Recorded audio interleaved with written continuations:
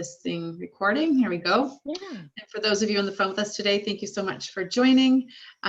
This afternoon, I'm so pleased and happy to have Annette Landman here with us. She is a integrative practitioner, has a whole host of incredible skills and background and studies. And I'm just thankful that our paths have crossed, and certainly learning lots from her. And today she's with us to talk about Lyme disease. So Annette, I'll pass it over to you. Thank you so much. Yeah, Lyme disease has become the thing I know the most about. Not because I really want to, but because I ended up with Lyme disease. I ended up battling Lyme disease a few years ago. And there was a lot of things living in Canada that I had to figure out all by myself, because our medical system was just not geared up to giving me answers and or giving me help. So I went through quite a journey to get better.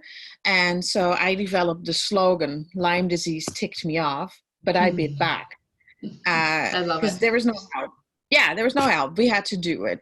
So a lot of people, if they hear about Lyme disease, they say, oh, well, just kill it off and you should be done. But maybe that's not the best idea, to kill off Lyme disease. And that's what we're mainly going to talk about today. So, so my name's Annette Landman. I'm a board certified integrative health practitioner. I am an Ayurvedic practitioner. I'm a practitioner of humanitarian services. So that means I do work like Doctors Without Borders. I go places and do my humanitarian duty to take care of people in whatever circumstances. I'm a biofeedback specialist, a quantum health coach, quantum reflex analysis practitioner. I'm an emotional freedom techniques practitioner. I'm a certified spiritual counselor. We published a book approximately 8 months ago. We have a second book on its way, and there's actually a third book in the works, but that's for later. At the moment, I'm working on my doctorate and PhD in integrative medicine and quantum science, and actually this month I really have to submit my dissertation. So I'm in the last stages of finalizing, spell checking, reading it once more, and then that part should be done. And that was a long journey, but it was absolutely exciting. I have a disclaimer. Annette Landman is not a medical doctor. The viewership is not in attendance for any medical type of advice, diagnostic procedure, or medical treatment of any kind. No medical claims are being stated. No claims to the cure of any disorder or for any disease is being stated. All lectures conducted by Annette Landman on behalf of My Goodness Integrative Medicine Clinic are for personal research and or investigation, informational or historical purposes only. Any statement made have not been evaluated by Health Canada or the FDA. This information is not intended to diagnose, cure, treat, or prevent any diseases. So I ended up really sick 3 years ago. Well, actually 4 years ago is when it started, when I noticed that I was getting sinus infections, and I would get an antibiotic and it would kind of go away. But within weeks, my sinus infection would be back. My teeth would really hurt. I would get headaches, migraines, neck pain. It would take 5 weeks to get into my doctor's office. So I, in general, didn't make it into my doctor's office. I would have to go to the emergency room. And so I would be at the emergency room every, 2.5, 3 weeks, I would guess. And I always had something else. The sinus, neck, headache, migraine kind of thing was pretty steady, but there was always something funky else linked to it. And so you end up in the system. Many different doctors see you because you end up in the emergency room. And I met a few fantastic doctors that really realized that there was something kind of off, and they would order all kinds of tests like colonoscopies, gastroscopies, And there would be doctors that would not really take it very serious. They would give me another antibiotic and they would be, see you later. And so I was really, really struggling. I could not find any answers. We did a CAT scan of my head because of all the severe migraines to figure out if there was maybe something going on there. All the tests that they did, all the tests for whatever diseases, blood tests, anything, I was healthy. However, I was falling apart.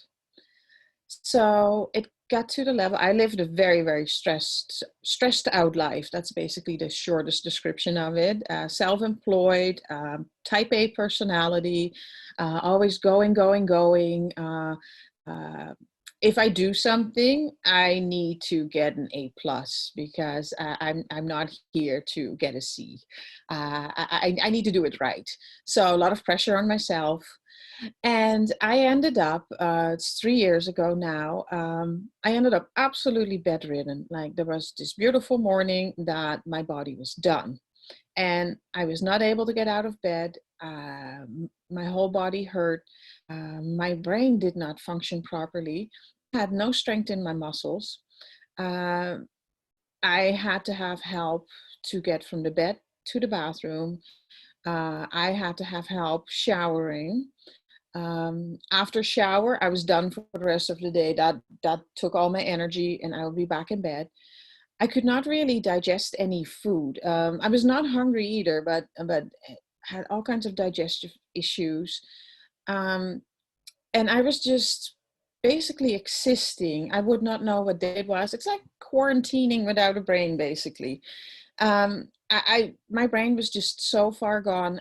There were people I would see and I would know that I knew them, but I would not know what their link was to me. I would not know if that would be a family member or if it was just a friend or where I met them.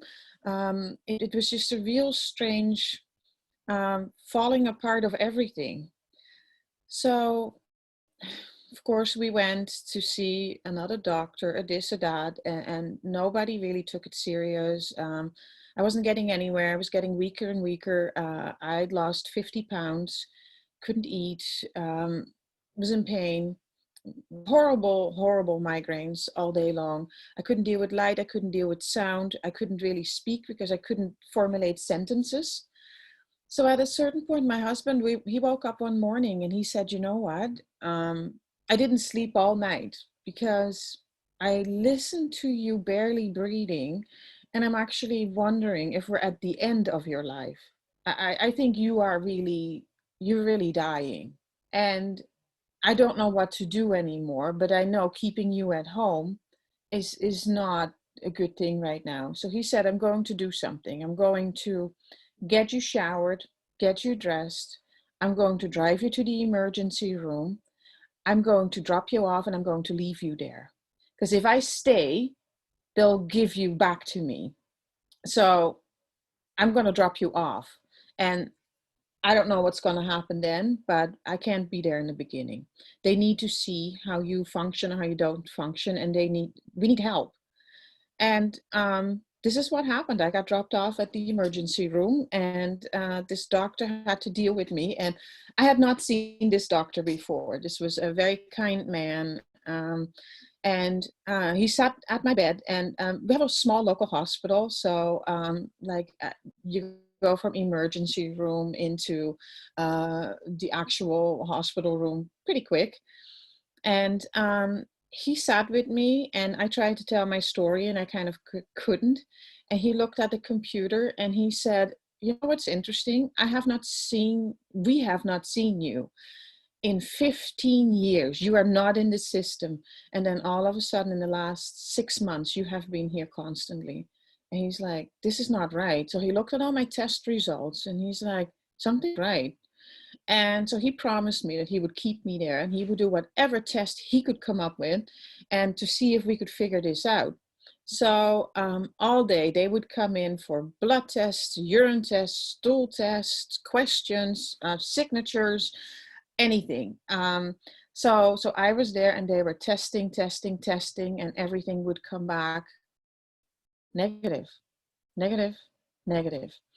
And after a while, he sat at my bed and he said, I'm going to tell you something. He said, I did a Lyme disease test here. He said, but I need for you to look into Lyme disease.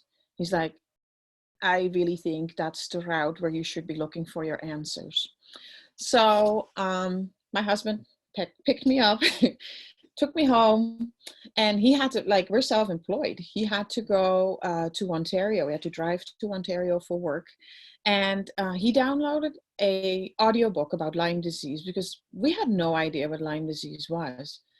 And he listened to it, and he was an hour and a half from home, and he called and he said, you have Lyme disease. And I was like, how do you know? He's like, I'm listening to this book and it's about you. So he hung up and continued listening to the book. And I think after 4 hours, he called me and he said, we're going to California. And I was like, we're doing what? He's like, yeah, no, I managed to reach this doctor and we need to go to California. And I was like, I can't travel to California. I can't even travel to my bathroom. So California is out of the picture, man. So we ended up with first an online consultation, telehealth idea.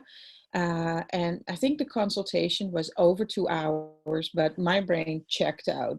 I mean, 10 minutes, that's pretty much what it could do. So my husband had to do all the work, all the questions.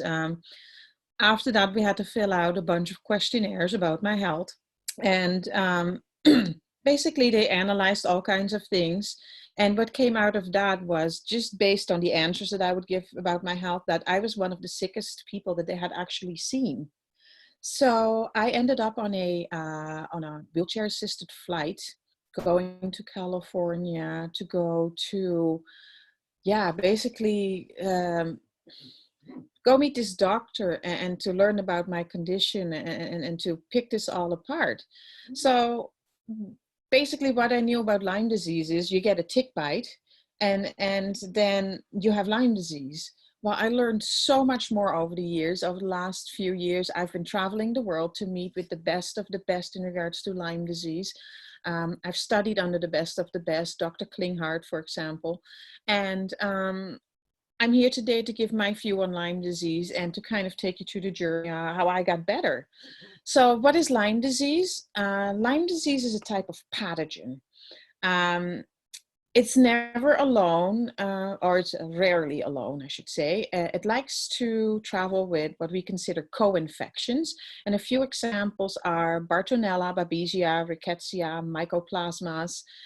It also loves to live with viruses. So a lot of us will have dormant viruses in our body, like a herpes virus that just shows up every now and then. Some people get a problem with their lip when they have a herpes outbreak. Other people get other issues.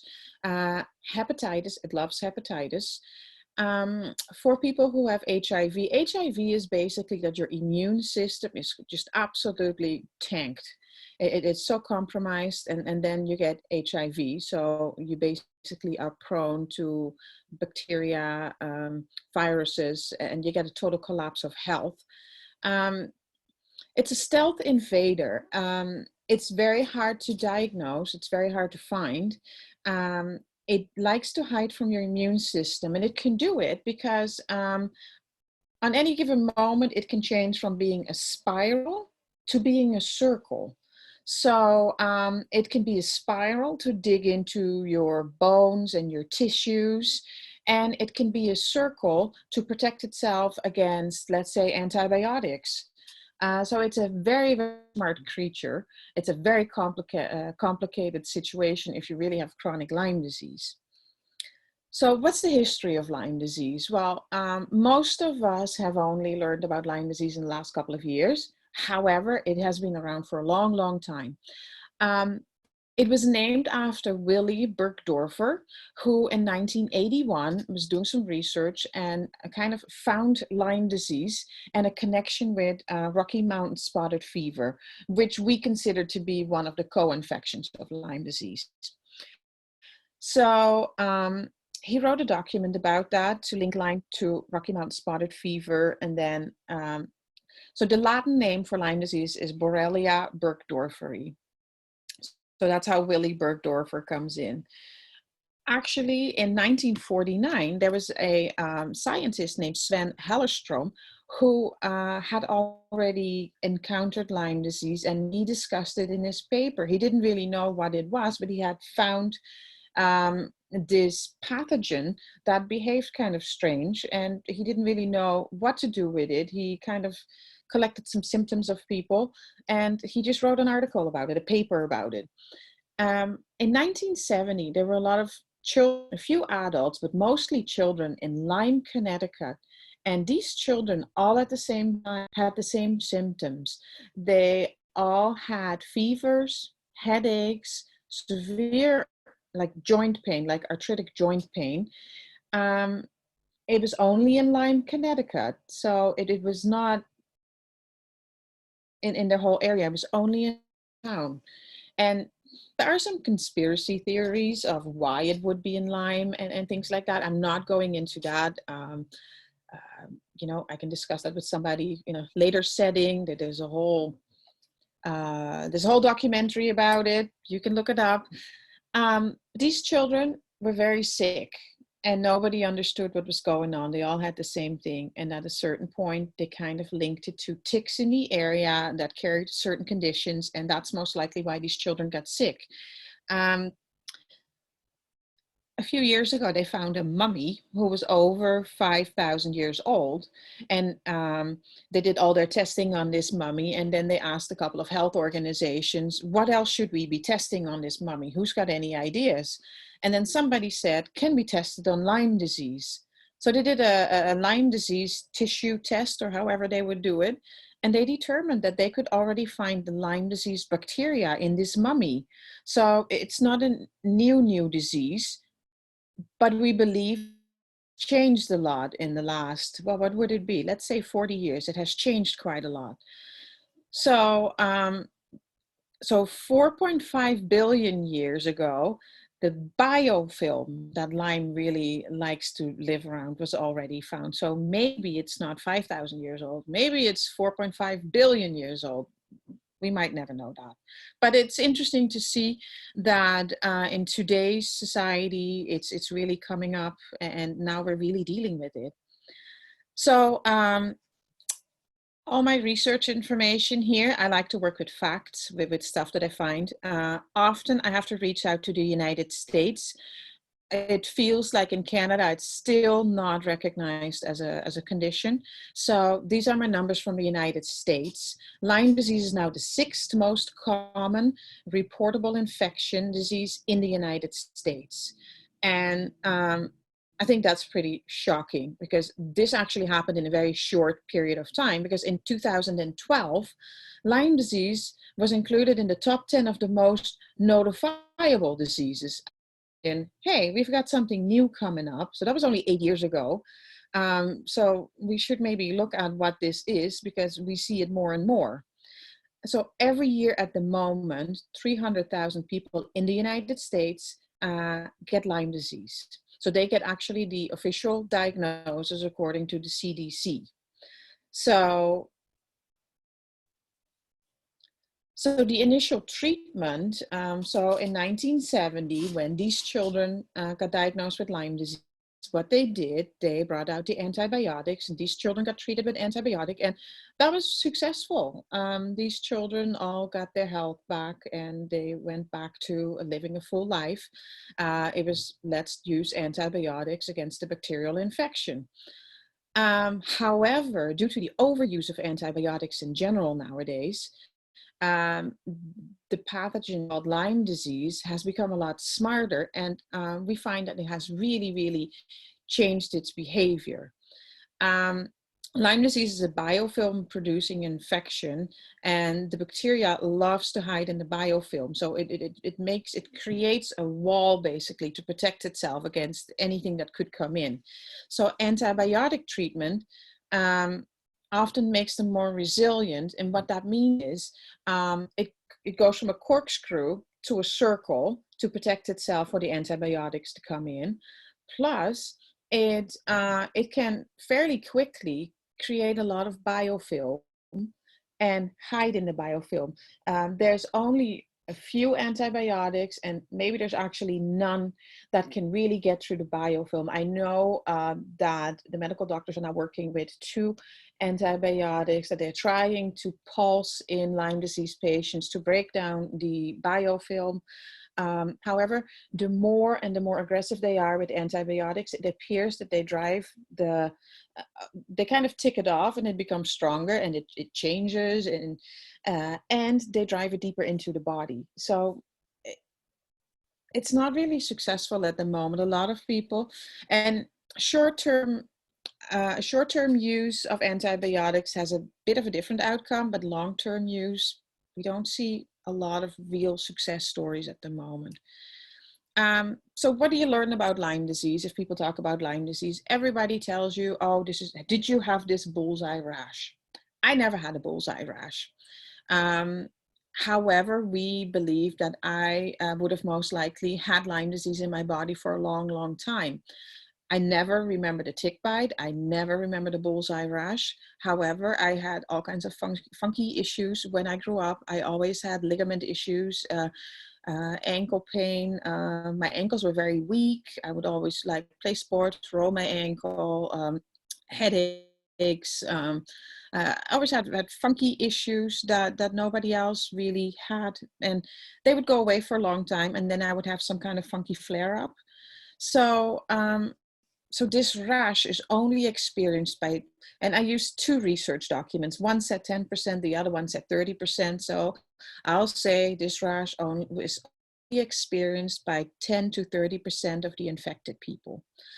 So the antibiotic treatments might work on the people who get this rash if they would go in right away, and if they would get antibiotic treatments, and we try to support up to 4 weeks, then this might actually nip it in the bud and it might be gone and you might be absolutely fine.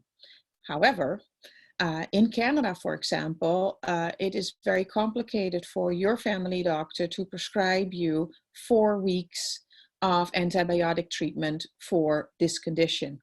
So they might actually work against their licensing board if they do so. So it's very complicated. In the United States, things were a little bit more lenient for a while. It seems that CDC is clamping down on things as well. So what you actually need in the first month when you get infected by, let's call it a tick bite, you might not be able to get that through your medical system. So why does it become a problem after a month? Because it has the time to create a biofilm. So then the whole game changes. So the shocking realization is if only 10 or 30% of the people have this this dart on their body somewhere, the bullseye rash, then there's 70 to 90% that doesn't even know that they have Lyme. They just giving. But I had a strange mosquito bite, and maybe that's where I got kind of reinfected, infected. Maybe that just changed a whole lot. We don't really know. 6 weeks after that, that's when my health kind of started falling apart. So after 6 weeks, it has already had time to set up the biofilm and things like that. So just an antibiotic treatment is most likely not going to help you. So all these people, after 4 to 6 weeks, they already fall into the chronic Lyme disease category. So in holistic health, we are recognizing chronic Lyme disease. In allopathic health, they have a hard time to really recognizing it. So the CDC's view on chronic Lyme disease is it is not uncommon for patients treated for Lyme disease with a recommended 2 to 4 week course of antibiotics to have lingering symptoms of fatigue, pain, or joint and muscle aches at the time they finish treatment. In a small percentage of cases, these symptoms can last for more than 6 months. Although sometimes called chronic Lyme disease, this condition is properly known as post-treatment Lyme disease syndrome. It is believed that this is the result of residual damage of tissue and the immune system that occurred during the infection. So when I kind of came out on the other end with Lyme disease, I had organs that were absolutely damaged. I had hormonal issues. My thyroid was damaged. My pancreas was damaged. I had all kinds of brain damage. So basically, the CDC is saying, well, it's a bit of damage from the condition. After 6 months, your antibiotic is still giving you residual issues. Yeah, my personal opinion is it's bull. You still have Lyme disease. So how do people get Lyme disease? So our government in general tells us a deer tick. A deer tick, that's how you get Lyme disease. Well, I would like to enlighten everybody a bit. It could be a deer tick, a dog tick, a wood tick, a lone star tick. It could be a tick that you find on your rabbit. It can be a mosquito, a deer fly, a horse fly, flea bites that you get from your dog or your cat, bed bugs that you might encounter in a hotel. It is so this one we don't have the proof, but there's a lot of talk about it. It could be as an STD transmitted through bodily fluids. So intercourse with your partner could absolutely cause for you to give it back and forward. So that's why if a partner has Lyme disease, it is important to help the other one as well, to see if there's anything that can be boosted, treated, because you might give it back and forward between two people. An interesting thing was I went to San Diego last year to get together with a whole bunch of colleagues who are working with Lyme disease patients. And what was interesting to figure out was that everybody learns about the deer tick passing on Lyme disease. And the people with the highest number of Lyme disease patients lived in areas where there are deer hunters, moose hunters. So initially that made sense. However, when some of these people did some research and they decided that most likely, if you don't cook your deer meat or moose meat properly, so the deer has been stung by ticks all along, then most likely they are infected with the Lyme disease bacteria. And if you don't cook that properly, maybe that is another way for you to get Lyme disease into your body. So the real research has not been done there. It was interesting to hear that because I live in an area and a little bit more north from me, there's an area where I see a lot of Lyme disease, and I know there's a huge overpopulation of deer. So my first thought was like, well, deer tick, but then I know people consume the deer meat as well. So maybe there's something to it. In utero, if you as a mom, if you have Lyme disease and you become pregnant, there is a high chance that you pass it on to your baby in utero. So that doesn't mean that your baby is going to be born with full-blown Lyme disease. It does mean that your baby most likely will have the Lyme disease bacteria in its body. So we discovered now that most likely many people actually are carriers of the Lyme disease bacteria, but not everybody gets sick. So why do some people get sick? Well, first of all, if you get symptoms, you do have a compromised immune system. It is the same if you get diagnosed with cancer. We know as a fact you have a compromised immune system. Something is not working properly. So your immune system, since it doesn't recognize these bacteria, it gives Lyme disease and other pathogens, it gives them the opportunity to set up shop in your body. Most people that I see, like I work with a lot of people who have been sick for a long time, and I always see a sensitivity to EMFs, so let's say Wi-Fi, toxins in the environment, heavy metals, PCBs. I see a very toxic body very often, and that doesn't help the immune system. So your immune system is not working properly. Often I see people who are very sensitive to mold, who have mold toxicity in their body. where do you find mold? Like most people, if I ask them, so is there mold in your environment? They will all tell me no. But there's a lot of mold that you cannot see with the naked eye. You can have mold in your home. You can have mold in your carpets. Like maybe your basement flood years ago and you just let it dry up. You have mold in your carpets, but you don't recognize it. Um, I had a moldy car and I didn't know it. I had a car and there was a cable coming in through the window for my sat radio. And every now and then there would be a drip going down that cable and it would just go somewhere down towards the floor mat, whatever. And most likely that's what caused like a collection of yeah, mold in my car. And I would drive my car every day, fairly short distance. However, in the weekends, I often did trade shows. So I would have to drive 5 hours to Halifax. I would do trade shows in Moncton, which would be 3 hours driving. St. John, 2.5 hours. And so the more I would drive my car, the sicker I would be the next day. Sinus issues, pain in my teeth, basically, headache, neck pain, joint pain. So I kind of often blamed it to the places where they would hold trade shows, or yeah, I didn't really know what to blame on at that point, but I knew there was a link, but I just could not, logically couldn't figure it out. Well, it turned out that we had a central vac in our home, and a central vac can be very, very moldy because you don't change that bag very often because it's such a big thing. And every now and then by accident you suck up some liquid, and it's just all good, it all happens. But the air gets pushed out in your home, and so that was very moldy in our home.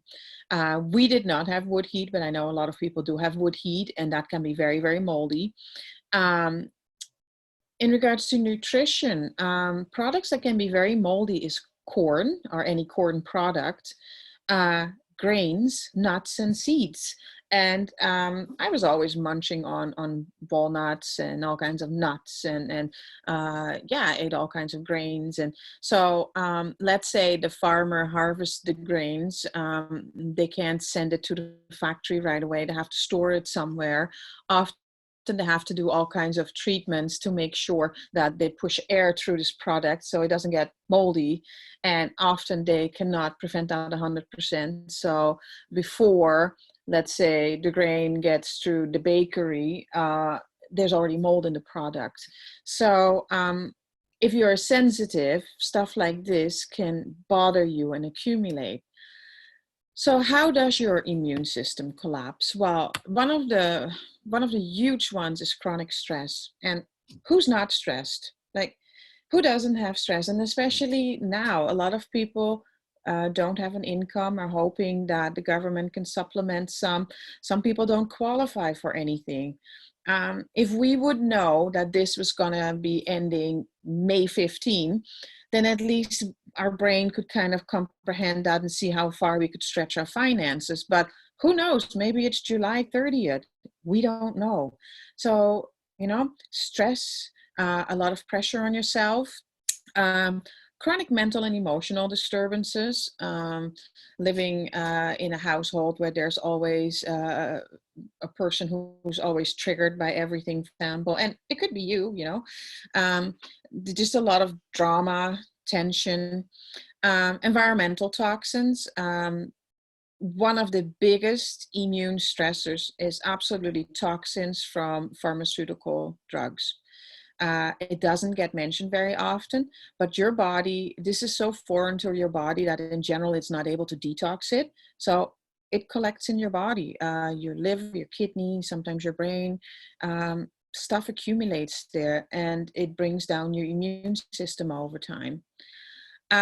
Food, what kind of foods do you eat?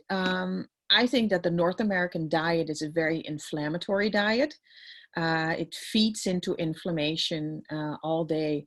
When I started studying Ayurveda, I learned that I don't need meat every day. I grew up on basically meat, potatoes, and vegetables every day. And you were kind of raised that if there was a day without meat, that was kind of strange. It didn't feel complete, and it was hard to shift. And my mom would say, "Oh, that's not good for you." But I learned that I could work with a lot of spices in my food to fight inflammation in my body. And pork was awful for feeding inflammation.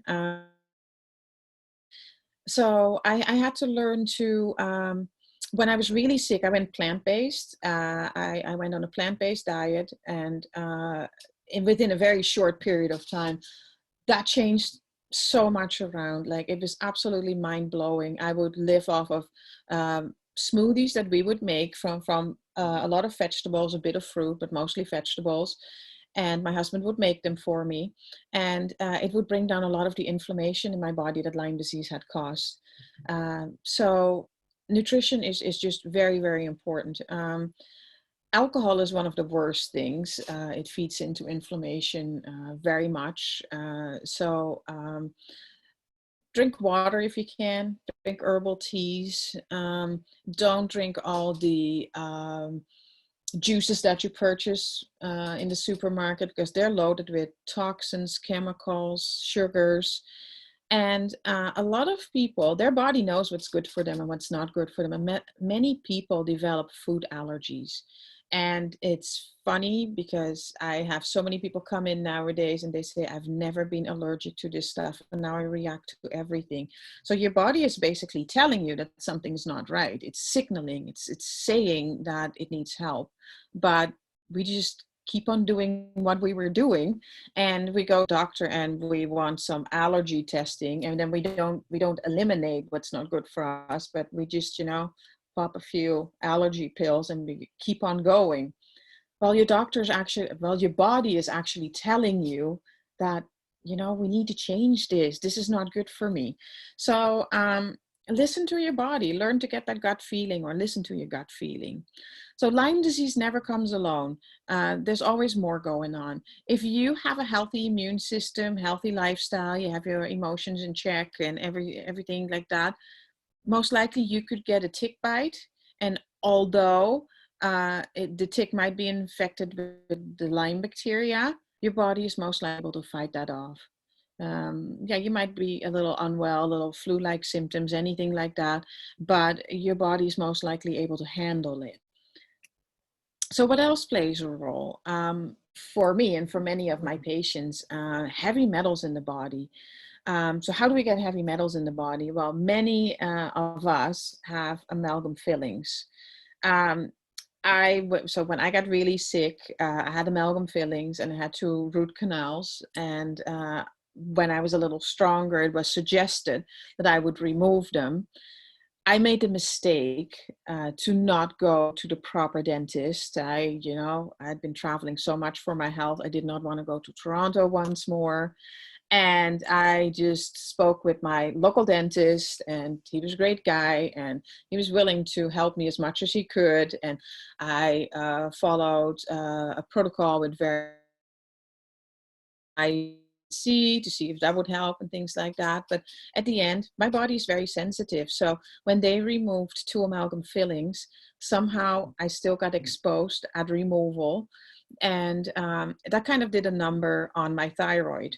So then I had to kind of work through that. So there's mercury in vaccinations. So when I got vaccines, I don't know, I think as a teenager, I think if you add them up, maybe I had a total of 10 vaccines. I don't even know. If I look at the people who are today 18 years old, I think they have close to 60 vaccinations in total. Every single vaccination has a trace amount of mercury in it. If you add that up, and most bodies are not able to detox that, then you get heavy metal buildup. And there's way more things where you can get a mercury buildup from, but these are what most people have gone through and what people will recognize. Genetic mutations. For me, it was really important to have my to submit a 23andMe test and to get what we call through the back door, get my genetic information. It's like pages and pages of stuff that I couldn't figure out. I used a geneticist to read all that and to put some deals together for me. And I learned that I have multiple methylation issues. So my body is really not very good at detoxing metals, for example. And then my body tends to stuff all these metals in my thyroid because my body believes that that's a great place for it. But then my thyroid doesn't work properly. So let's say the T3 and the T4 that my thyroid makes, it makes more T4 than T3, and T3 is what I really need. And it stops doing that. So then my health collapses. I'm tired and I'm miserable and I'm constipated. And so that all works together. So parasites, many of my patients, we end up finding loads of parasites, and many people are very embarrassed by it, and you don't have to. It's actually kind of a positive thing if I find parasites in your body, because if you wouldn't have them, most likely you would have been a lot more sick. Parasites come into your body and your body allows them to be there because the parasites love to eat heavy metals. So if we do a parasite cleanse, we already pull some heavy metal out as well. Well, Lyme disease loves to live with heavy metals, and it actually really likes to live with the parasites as well. So if we pull out some of the heavy metals and the parasites, we also pull out some of the Lyme disease in a kind of a gentle way. So if you would not have the parasites living there, most likely you would have had a higher amount of heavy metals in your body. So at a certain point, we need to start cleaning that up gently. I will mention it now, and I know it's going to come back later. This whole journey, you did not get here in one day. Like, you did not get up Sunday morning and you said, heck, I don't feel good. No, you've been doing this for years. So this whole treatment plan, it's a marathon. It's not a race. So gently, things need to change your body. Interestingly enough, no Lyme is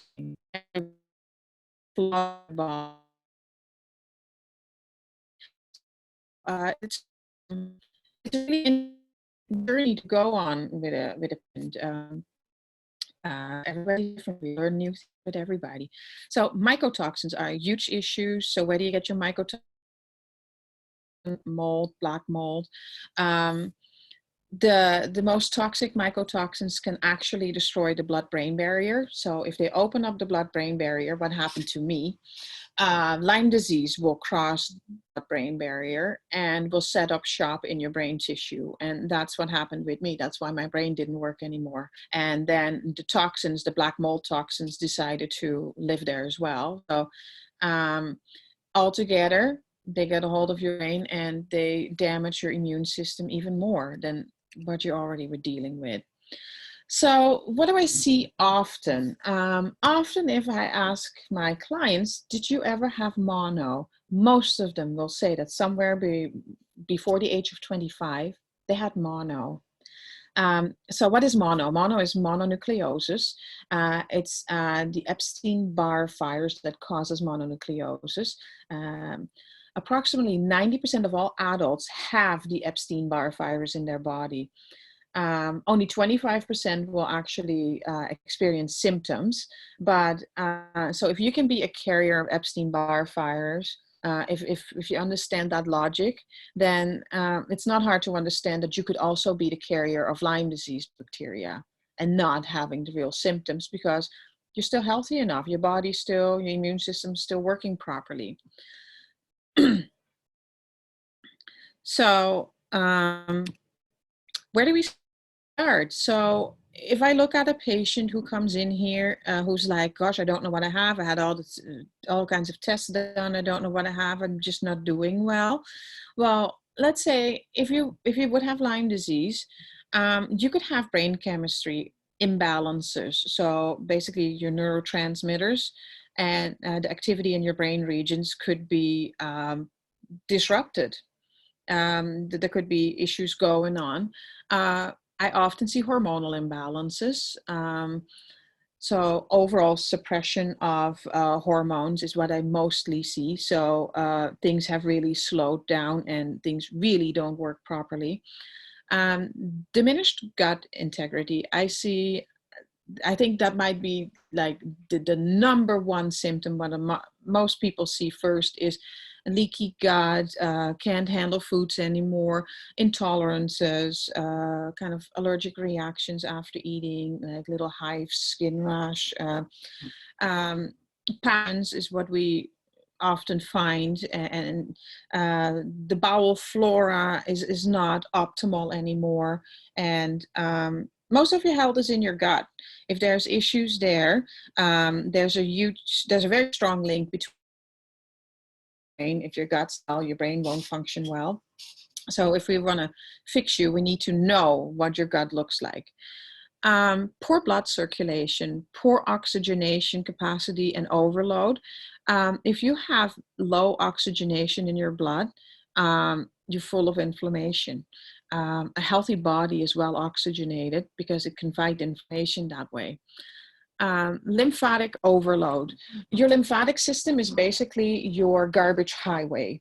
Your lymphatic system goes by all the organs and picks up the garbage and then brings it to the organs in your body that filter through it and make sure it ends up in your bowels or in your stool or in your urine, and it leaves your body.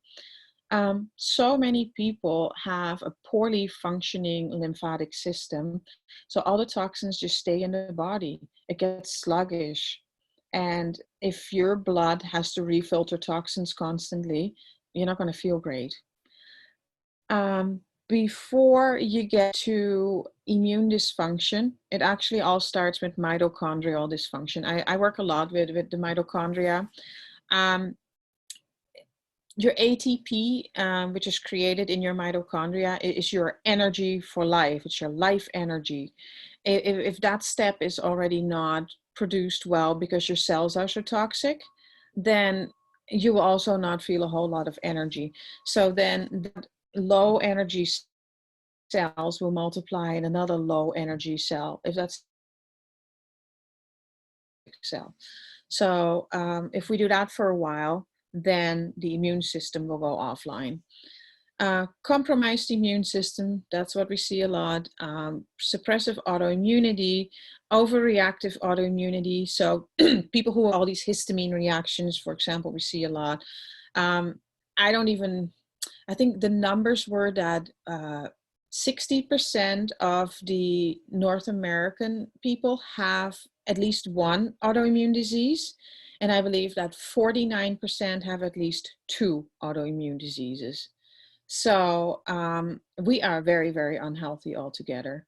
And the cause of that is often environmental, industrial, our nutrition, our lifestyle, lack of exercise. So in regards to handling any condition, so this is not just for Lyme disease, but any condition that you end up with, what is often forgotten and why don't we get you better? Often, let's say somebody who's dealing with cancer, let's say this person chooses chemotherapy to get through this journey, and then after a few years, the cancer comes back, and again, it gets credited to bad luck. That's bad luck, man. You got cancer again. So I think if we really analyze it, you cannot help how you come into this world, what your genetic setbacks are. However, in your journey through life, most people end up with some mental emotional issues, some traumas, mind-body issues. Sometimes people end up in abusive relationships, situations, anything like that. This has a huge impact on health. There's a direct link between grief and your lungs. There's a direct link between fear and your kidney health. So what often is forgotten is to really look at a mental, emotional trauma and to work through that in order to get truly better. I know when I got sick the year before that, in 14 months, I lost 12 people, including two of my really, really good friends, my best friend, my grandmother, my mom, a few uncles and aunts. And that had a huge impact on me to lose person after person in such a short period of time. So we went over a few things. So let's just kill Lyme? No, I don't think so. So most likely your illness was not only due to Lyme disease. There was already a lot going on, but just killing the Lyme disease will most likely not get you better. And don't expect to heal in 2 weeks, since it took you a lifetime to get this sick. And you don't just have Lyme disease, there's so much more going on. And there is no one size fits all for Lyme disease treatments. It's all individual. Your body needs to be analyzed. Things need to be tested. How does your body actually work? How do you tick? And that is just very important, I find. We cannot use a protocol that's used on everybody because you are unique. And what are the conditions that we often see with Lyme? Well, there's a whole list. Lyme is called the great imitator. It can imitate so many conditions. Things that I often see, what people will often tell me is fatigue, headache, joint pain, often arthritis, um, often panic attacks, anxiety, um, heart palpitations I hear often.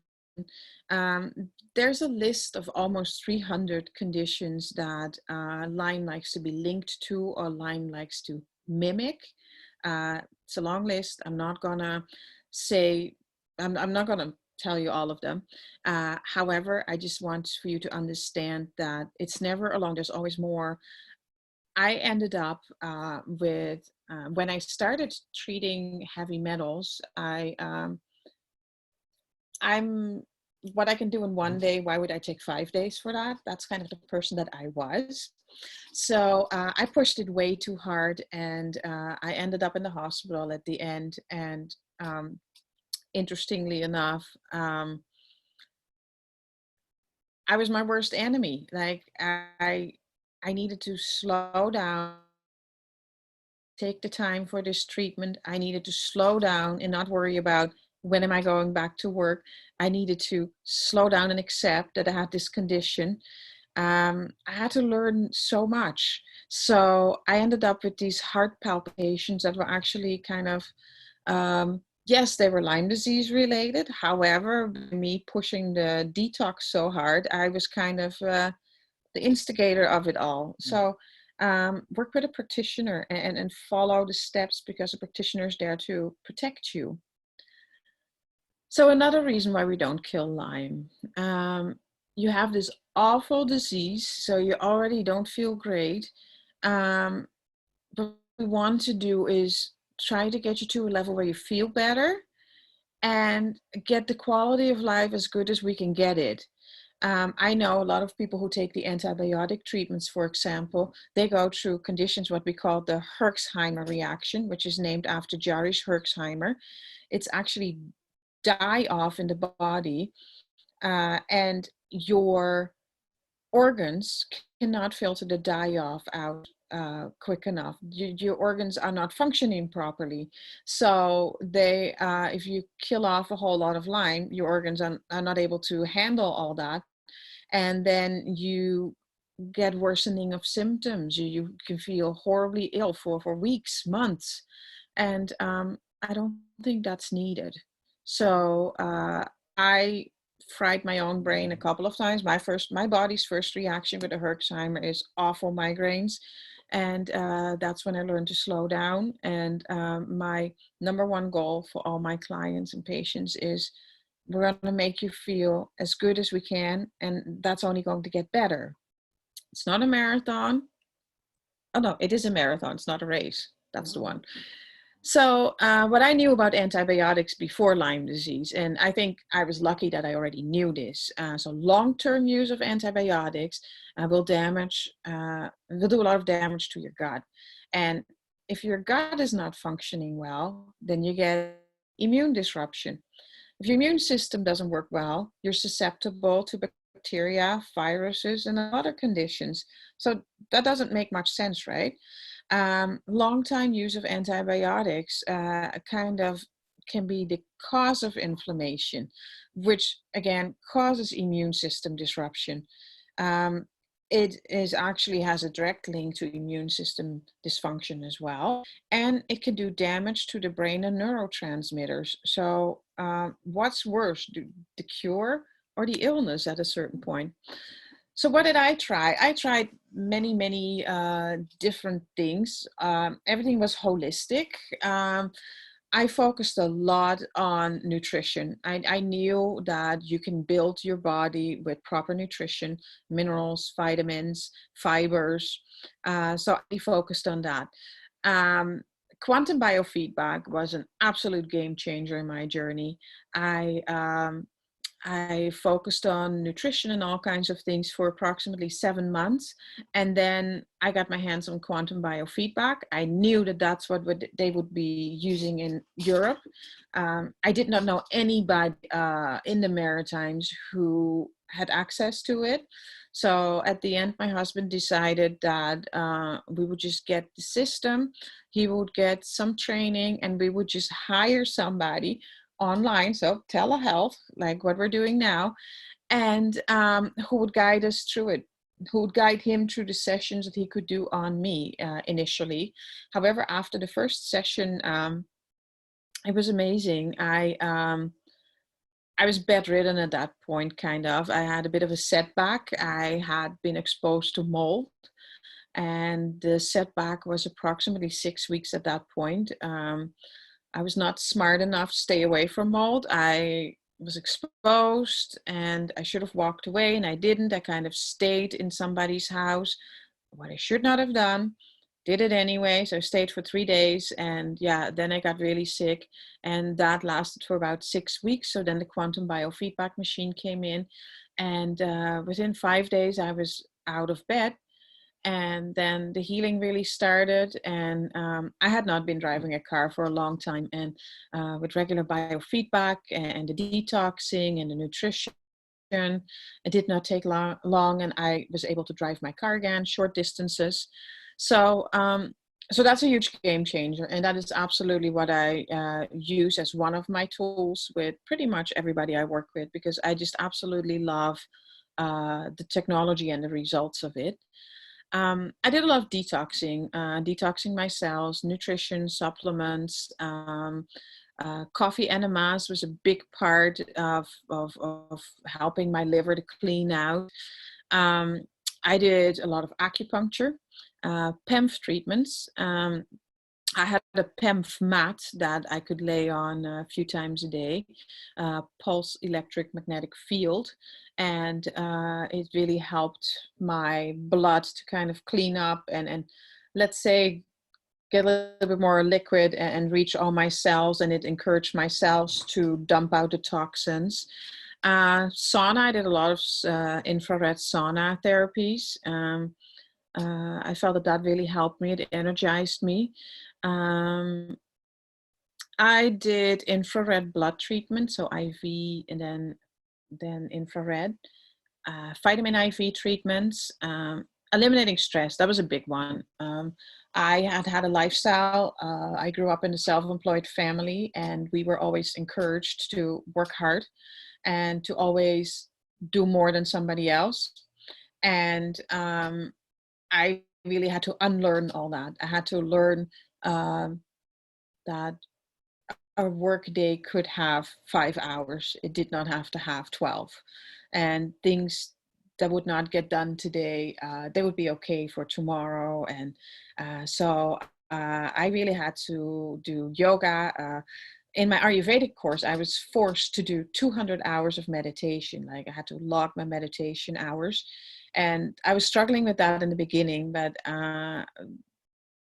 I think about 50 hours into it, I was really feeling the benefits from it. And I started to really love it.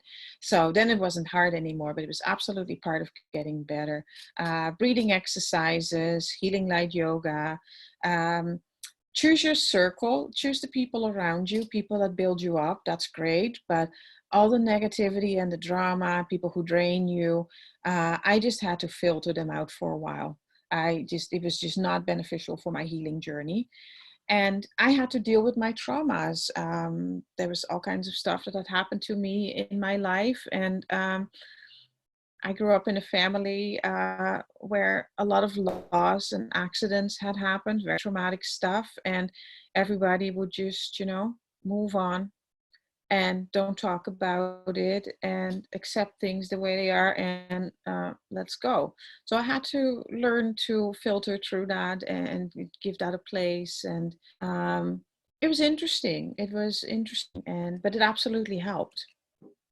So what are the things that you can do at home? Well, for anybody, and hey, we're all quarantined right now. So what is it you can do at home? It would be great if you get some exercise in.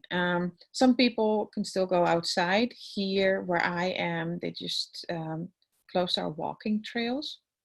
So that's not really helping.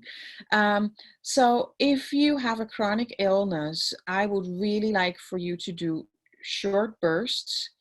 Do not do high intensity because most people's organs are compromised, and often the body is not able to sustain the energy or calm your body back down because it's a sick body. Weightlifting is fantastic. If you're very sick but you can build muscle, that's fantastic because that's how we build mitochondria, and that's what we want to do. So if somebody can get you some kind of weightlifting bar, and if you do a bunch of squats, and if you build that up slowly and carefully, that's fantastic. Don't feel bad that you did not run 5K today. I don't want for you to. I just want for you to carefully build that up. If you can do Pilates at home or yoga, I'm all for it. I love it. You like it? I love it. So meditation and resting, allowing yourself to rest. I never ever allowed myself to rest. I never allowed myself to sit down and just vegetate in front of the TV because I felt that I could do something more useful. I could be vacuuming. There was always something to do. I grew up in a household. If you're sitting still, there's something on a farm that you can do, or there's always something you can do. So I kind of had to learn to allow myself to do that. I would love for you to get more than 7 hours sleep. Some people need more than that. I would like for you to get at least 7. So vitamin D, I would love for you to take some vitamin D if you have it in the house, some selenium, some zinc, some herbal support. For people who have immune issues, skullcap, echinacea, and monolaurin are absolutely amazing. A neti pot is great. You can put some oils in it. Be very careful with the oils. Make sure if you put tea tree or oregano in there, make sure to only put 1 drop in because they are pretty potent and they can burn a bit. So, but you can put that in a neti pot and you can put that through your sinuses to clear things up a bit. I love nebulizing. I use all kinds of products. Like I have the luxury that I have Practitioner brand products that I can use, like biomolecular oxygen. I love it. Helps a lot to bring inflammation down. So I put that in a nebulizer, sometimes in a neti pot, and I just nebulize that. If you have pain, chronic pain somewhere in the body, you can absolutely put some peppermint oil or On Guard or Thieves, any oils like that, wintergreen, on your feet. And you can even put socks over top, but and in the evening, just rub it at the soles of your feet. And often it will relieve the pain. Vitamin A, vitamin C. So how did I deal with my traumas? Healing light yoga, quantum biofeedback, listen to Salveggio tones. I love Salveggio tones. You go onto YouTube, you punch in Salveggio tones, you get all kinds of healing frequencies. Bach flower essences. I love the frequencies in Bach flower essences. They all support a certain trauma. I think it's 47 different flower essences. And so you can pick the one that resonates with your condition, feeling, emotions the most. I did Reiki, SAC. I did a lot of journaling, especially to go through times in life that had been hard. By journaling about it, it kind of got off my chest and it was on paper and I didn't have to worry about it anymore. Emotional freedom techniques, tapping, um, absolutely a tool I love to use. I use a lot with my clients as well. Some of them have an app on their phone, and the app will pick a certain subject. So let's say you have very high anxiety. You go in the app, you click the anxiety, and they coach you through I think it's in general 15-20 minute session of tapping on anxiety, and you get to the point, why do I have anxiety? It's very powerful. So what I would like for everybody to understand about tick bites, how you handle it. Do not put any spray, essential oil, anything on this tick when it's attached to your body. If you do so, it will basically throw up into your body, and that's how you get Lyme disease and co-infections and things like that. I need for you to use the right tools and to hold on to this tick in a proper way. So you hold on basically as close to the skin as you can, and you gently pull it out. You don't yank it out, you don't twist it. You grab it as close to the head, so as close to your skin as you can, and then you lift it straight up, which is very, very important. If you do it wrong, you might have actually just infected yourself with or Lyme or co-infections, bacteria, anything like that. So to me, that's a very important message. So why did I not talk much about Lyme disease testing? Well, the test that we have in Canada, it's a 2-tier testing. The ELISA test is approximately 30% accurate. So 70% of the people end up basically undiagnosed. Maybe you don't have it, maybe you do have it, but they did not figure it out in the test. If your ELISA test or your first step is negative, you are not allowed to do the second test. I think if they would open up the second test, they might diagnose actually more people properly, but it's just not happening. Well, then there's another thing you could do. There's a great lab in California, and there's an amazing lab in Germany where you could send your blood work and they could absolutely do proper testing for you. However, it's very, very expensive. So since most people who fall apart with Lyme disease have other conditions bothering them as well, maybe we should take the $1,500 then and put it towards healing your body. And if your immune system works properly and your body works properly, it will pick up on the Lyme disease. And we can support it at a certain point with some extra herbs, but a large part needs to be done your immune system, because if your immune system can recognize it, you are also protected the next time you get infected with something like this again. So I don't just work with your body. We talk a lot about your environment, your emotions. We talk a lot about like your home, your car, your toxins. A balanced immune system will start up cleaning up viruses, bacteria, toxic cells, etc. So it's super important that environment is addressed as well.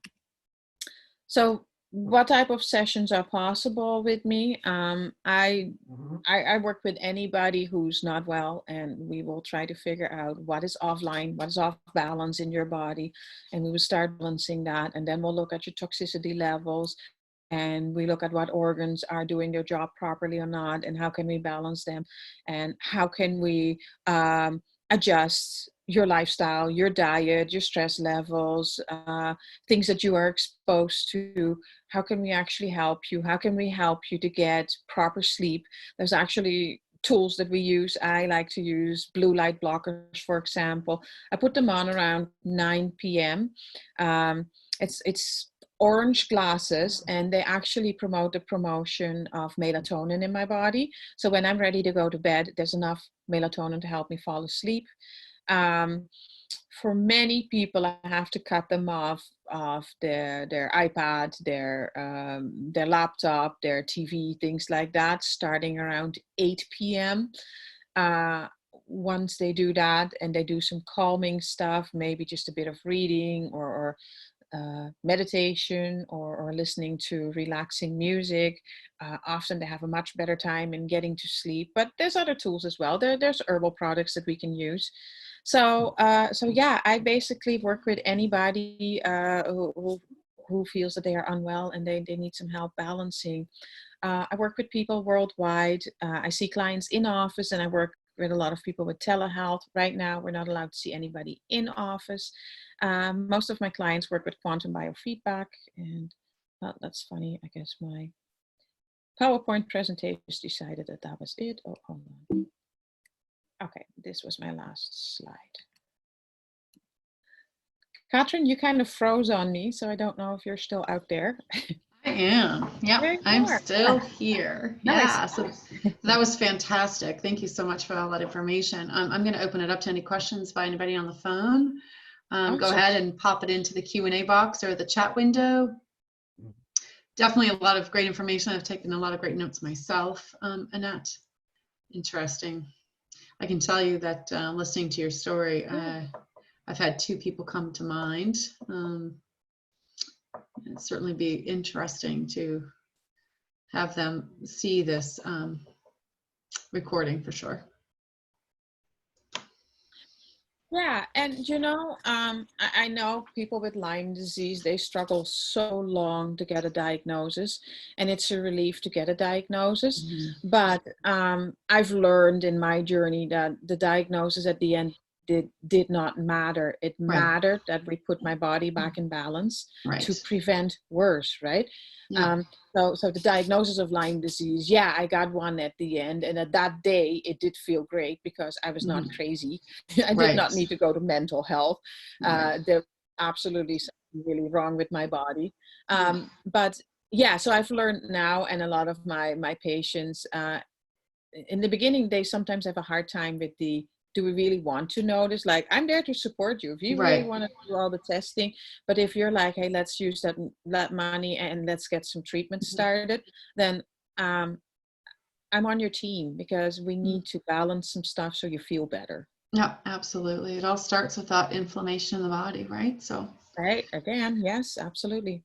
All right, so no questions, but a comment of amazing info. Thank you so much. All right, so we'll go ahead and end the session today. So for those of you on the call, once the video is uploaded into the cloud through my Zoom, I will certainly be sending that out this afternoon, and it will be available for the next 24 hours. And again, here's Annette's contact information as well too. Please feel free to reach out to her. I know that I'm also doing some of the biofeedback stuff with her and some amazing results. So she is just a wealth of information, and certainly somebody who's very passionate in helping people. So thanks so much, Annette, again for this today, and I wish you well. Thank you. Thank you. Take care. Bye, everyone.